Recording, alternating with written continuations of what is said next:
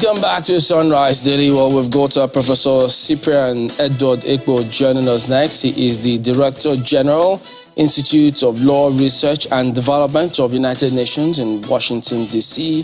He is the Principal Executive Officer, Universal School of Eclectic Analysis, Research and Legal Studies in London, Registrar, International Institute for Humanitarian and Environmental Law. He's also an author, 6 decades, a missing president. You say, why Nigeria fails? Yes. Why Nigeria fails? Yes. Wow. Well, now we'll have to talk about how to fix it.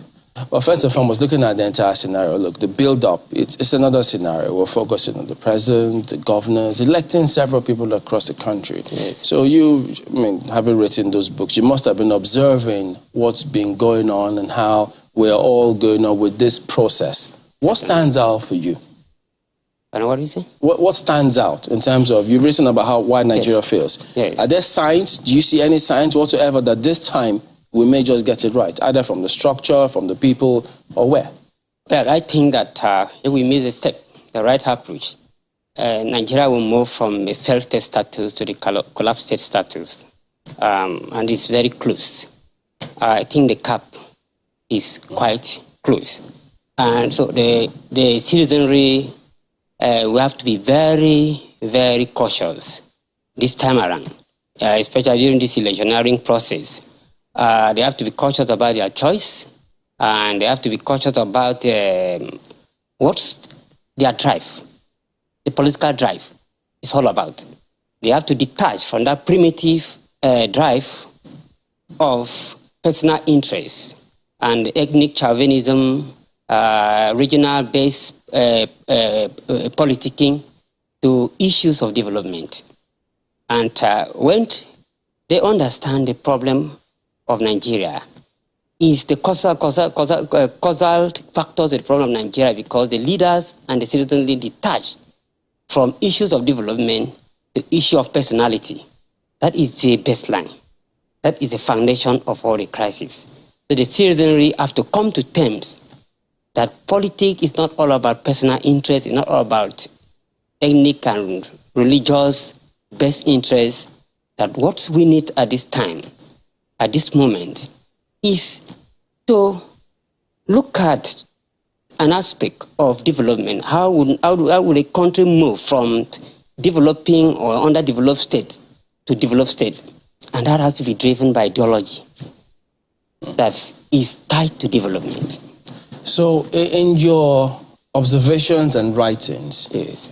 So is it that what makes or what causes things to fail, are they not obvious to us all, or is it that we see them but it's difficult for us to do?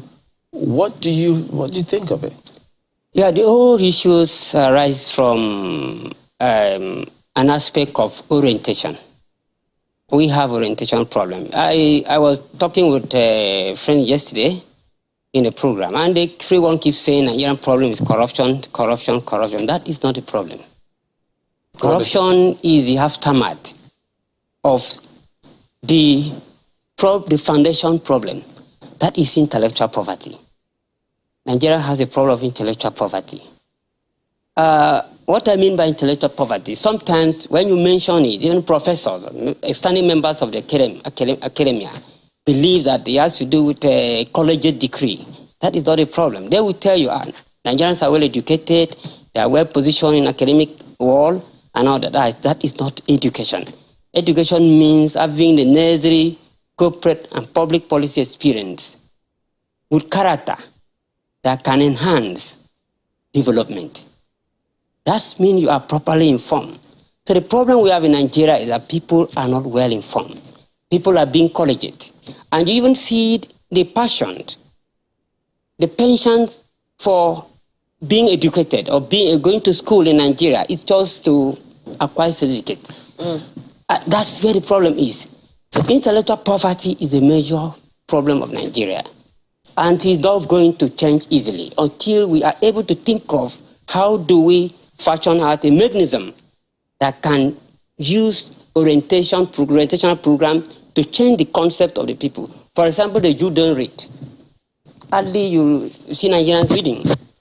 They are interested in obscene publication. People cause it big, or someone's marriage has failed, all those sort of things. So you see the level of the mentality. So that is where the problem is.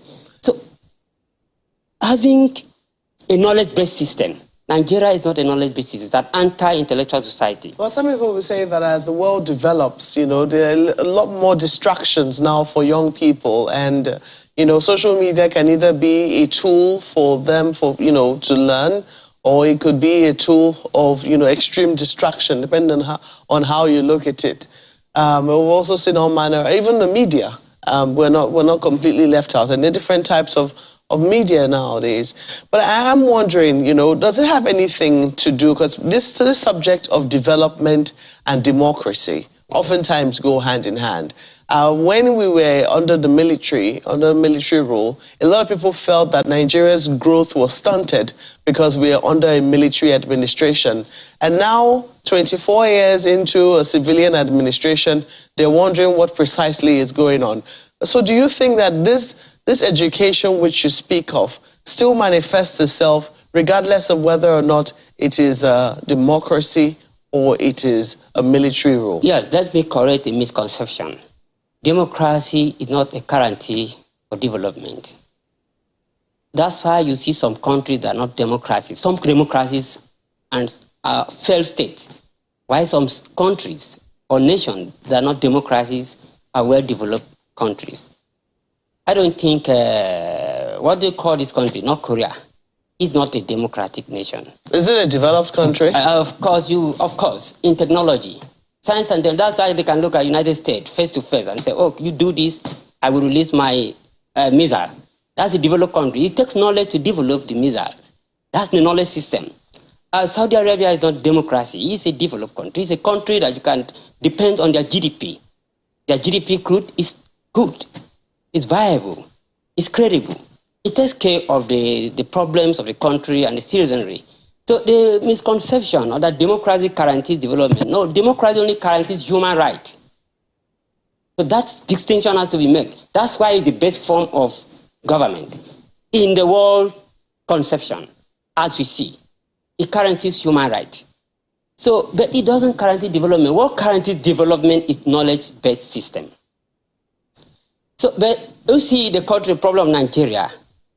Our hopes that Nigeria or the Nigerian public will one day see the first level of development and security has become a euphemism. What's the problem? The problem is because governments and public service is filled up with mediocrity. And when you have that kind of system, what do you expect from a less knowledge-based system? You don't expect any development because the ideology will be driven by something lower than standard, the world standard or normal standard. Mediocrity drives abnormality. So that's where the problem is. So Nigerians must come to that terms. Where you have people who are not intellectually based people, I'm not talking about college certificate. You have to have that distinction. What they look at is someone they will not suspect the superiority of knowledge that can challenge them.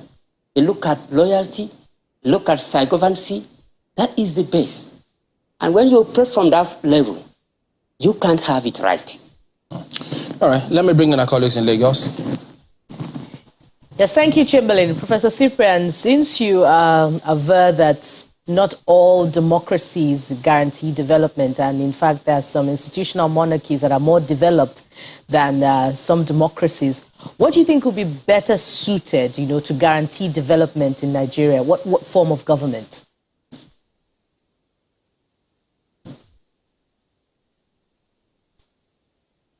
What form of government do you think is suited? Yeah, democracy is fine for every reasonable man. Every reasonable man in this contemporary world. Democracy. Oh, is it. But not pseudo democracy. What we have in Nigeria is pseudo democracy. We are not yet developed democracy. Nigeria is not a developed democracy. We have pseudo-democracy. And that's where the problem is. So how can this pseudo-democracy be addressed?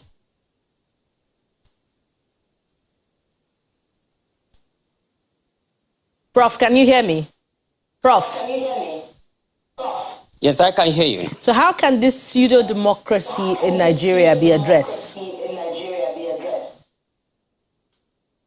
The destiny of Nigerians is in the hands of Nigerians.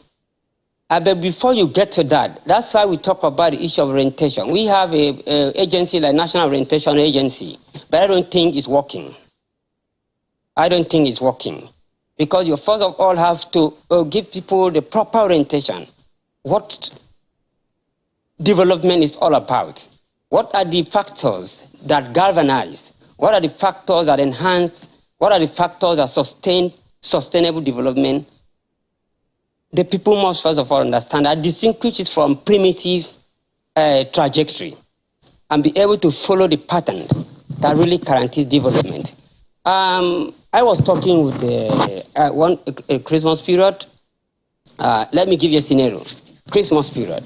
I visited a friend, and he's a federal high court judge. And when I was about leaving there, so I look at the kids.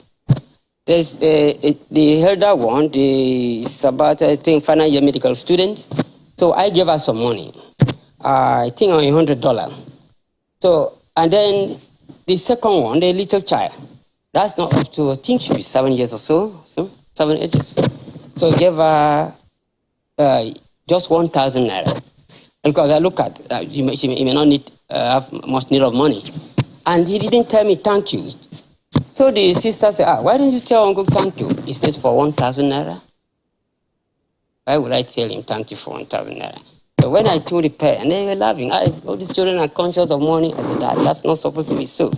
You should be conscious of how to read novels at that level. How to ask questions. How did they develop aeroplanes? That's why the children from developed world, that's how they think. That's why you have someone like Elon Musk. That's why you have someone like, what's this guy that's founded Facebook? Yeah, so you see the orientation rises and stop in money. So you first of all have to bring the consciousness of the people to the fact that that is not what guarantees life and happiness. That what guarantees life and happiness is knowledge-based system and character, just like what Nigerians are after. Nigerians talk too much about personality, especially during the electioneering period. Well, Prof, I wonder if that would be the only problem with what you call. I wonder if that would be the only problem with what you call Nigeria's pseudo-democracy. I'm losing you. Prof, can you hear me? Yes, I wonder if that would be. I wonder if that would be, personalities, of a concentration on personalities and money factor. I wonder if that would be the only problem with Nigeria's democracy.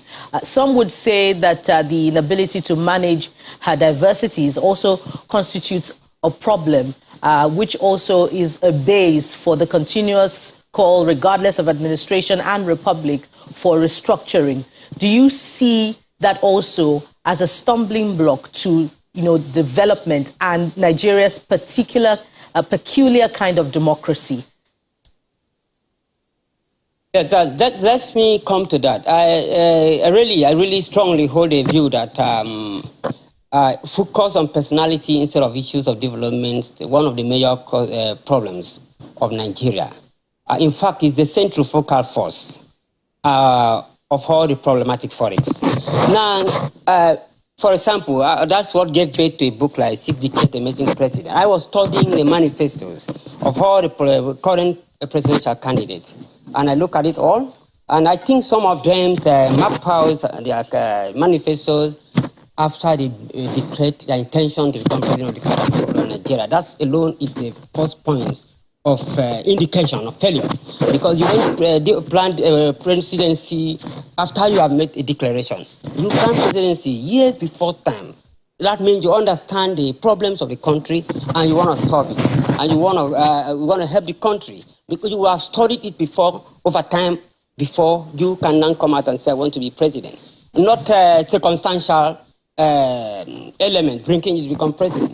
And I saw people say traveling outside the country, they want to go and study this after declaration of intention to become president of the federal board. Now, that's not a serious country. Are people listening to those people? They're not serious. Now, when I look at it, and that's how I arrive at what is the former vice president, Atiku Abubakar's 5-point agenda. I think that is the only pragmatic development plan we have now. Among all the candidates, I've looked at Tinubu, former governor of Lagos State manifesto. I can't distinguish between that of Moshood Abiola of 1993. That is plagiarism.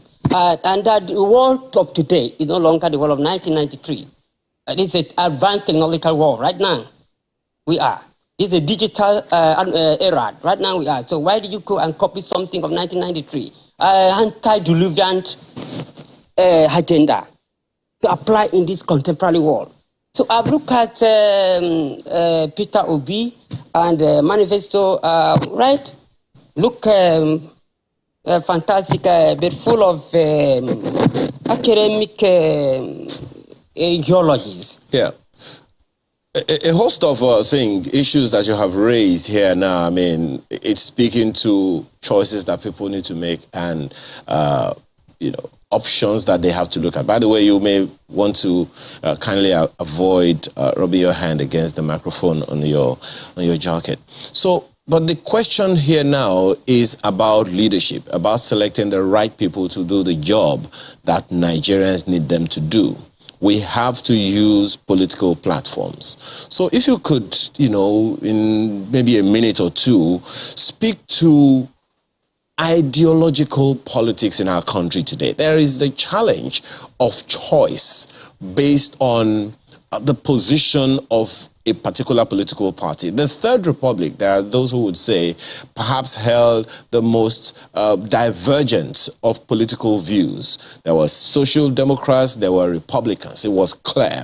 In the First Republic, we had something similar as well. But today, it would seem like almost all the parties have similar political, you know, agendas, political ideologies. Everyone wants to be socialist and all of that. So in terms of getting political ideology that can fit into a national vision, how do you suggest that the political class should go about that so Nigerians have a choice of this product or that product, as opposed to just a generic one that any one of them will seem to fit the bill?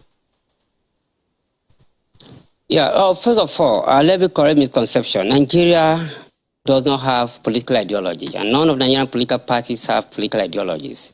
None. That's why you see people moving from one political party to the other, moving one and that. It's all tied to personal interests, regional best interests, and all sort of mantras. Now, before you get the country to evolve to that level of political ideology, which of course drives development, you first of all have to start with the mechanism of orientation that we talk about. We haven't gotten there. But right now, what we can rely on, let's look at the agenda of each of the political parties or each of the politicians. We'll come to that, Prof. Just 1 second. We'll come to that. Just 1 second, Prof. We'll come to that. But just so Nigerians can know what direction to look at, because as you noted, each of the political parties seem to have a generic ideology, so to speak. The only thing different is that of the agenda that each one of these politicians are looking at. But the interesting thing is, in the laws that govern our democracy, no individual should stand for himself. Each individual should come on the platform of a political party, hence underscoring the importance, the crucial importance of political ideology, which we do not have now. But in terms of discovering, or at least charting some form of perspective for Nigerians, what should people be looking out for, especially when it comes to political ideology? I know you said we don't have, but we have political parties. So what should people be looking out for, and what should guide the choice of who they choose as governor or president in the coming election? Yeah, you can't put something on nothing and expect it to stand. Nothing exists in a vacuum. The only time I've heard something exists in a vacuum, which scientifically people look at it and say, is this really true? Is the story you read in the book of, in the biblical Genesis, that the world was void, and then something, all of a sudden it came to exist. So I haven't heard of anything being placed in a vacuum before. So you don't have political ideology, you don't have. So right now you have to work with what you have. And that is what may launch in political ideology.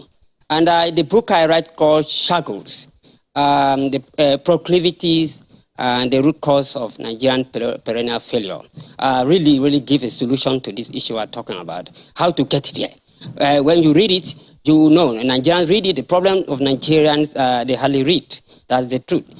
Even the political leaders, the people in governments, they don't even read letters written to them. That's very unfortunate.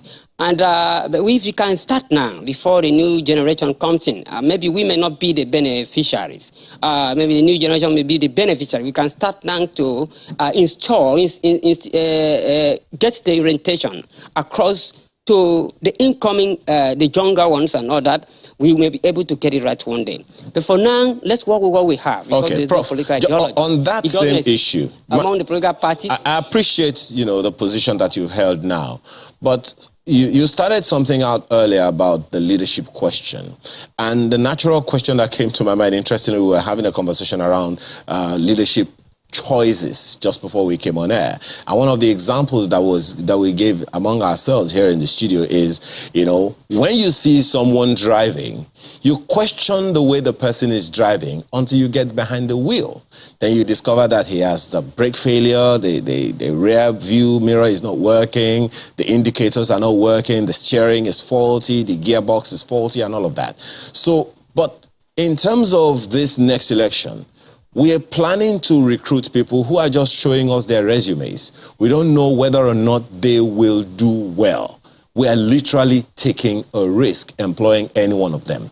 What should Nigerians be looking out for in the choices they are about to make? There are 18 presidential candidates and countless political parties, vying for a good number of governors, people vying for the office of governor across all 36 states. In these choices, because Nigerians will literally be taking a risk, either employing a new one or renewing the license to continue the job they're doing as governors. What should Nigerians look out for in a potential leader? Yes, I have already made a reference at the national level. I won't talk about governors because I don't talk about what I haven't understudied, what I haven't analyzed. I didn't go to each of the states to understudy the programs of each of the governors or governorship candidates. But I know that if you can fix it at the national level, it's like a vibration. Before you know it is spiral, and across the country, everything will change, the narrative will change. So right now, as I said, let's leave political parties aside. I'm not a politician. So let's leave political parties aside. Yes, Prof. Let's talk leadership. Sorry to jump in. Let's talk leadership as you wind down. Yes. When you say 6 decades of a missing president, yes, what does that mean? Yeah, for the past 60 years, what has made Nigeria fail? That book gives you the narratives of it. From 1960 independence to the present day, each of the political military regime and democratic administration, it gives you each of the factors that contribute to the failure of the Nigerian society of today. And that's why we now look at the solution. I say, why do we look at the solution? We are not politicians. You are not a politician, I'm not. So we can do it. We can only contribute through electioneering vote. That's the best we can do. So let's look at it. What do we have now on ground? I said, let's look at the manifestos, this governance work agenda of each of the presidential candidates and see which one can really address the Nigerian perennial problem of the moment. Now, I was able to arrive at that Atiku Abubakar's 5-point agenda. That is the current problem of Nigeria. That's what he addressed. So what is it about his agenda that other parties or other candidates don't have one way or the other? They don't have the same mechanism. His agenda encompasses element of pragmatism. Element of pragmatism, not Uvaria kind of agenda. The problem is we should be talking about, if he becomes president, how do we hold him responsible to fulfill that obligation? That's what we should be talking about. But that can address the current Nigerian problem, the insecurity issue. I've seen it, the unity, problem of unity, which are the current problem of Nigeria, the problem of education, economic dynamism, and the issue of the rule of law. Very fundamental. One of the bases, one of the factors, the causal factor to Nigerian failure, very fundamental, is rule of law, abuse on the rule of law. So when you then talk about 6 decades of a missing president, why Nigeria fails, did you then factor in, when we had the regions were really strong, many always talked about how there was a lot of growth at that time, then much later, after that, things tanked. So would you still say that at that point, even though they say we did a lot better in terms of the economy, education, we still failed at that? Yeah, you address that equally. There was some level of failure. That's why you didn't have it. Continuing, that pattern didn't continue because it couldn't be sustained. It couldn't be sustained. But I've provided solutions. And that Atiku's 5-point agenda is also trying to work towards a solution. So the problem is, how do we get this to be implemented? Well, because we have a lot of lofty ideas sometimes from some people. I remember in 2014, the National Conference, hosted by President Goodluck Jonathan, the then President of the Federal Republic of Nigeria. There were some very good things like that like brought entire Nigerians, sat down together and said, this is our problem. But it was abandoned.